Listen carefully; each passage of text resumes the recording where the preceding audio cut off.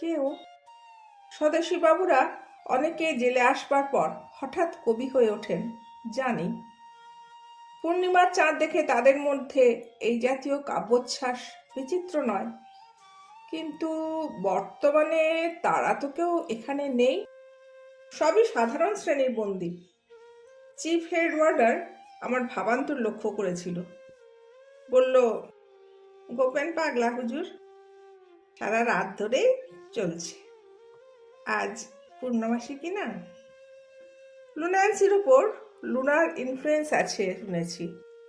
যদি থাকে চন্দ্রের সঙ্গে পাগলের এই জ্ঞাতি সম্পর্কের মূল কোথায়, সেসব বিশেষজ্ঞরা বলতে পারবে।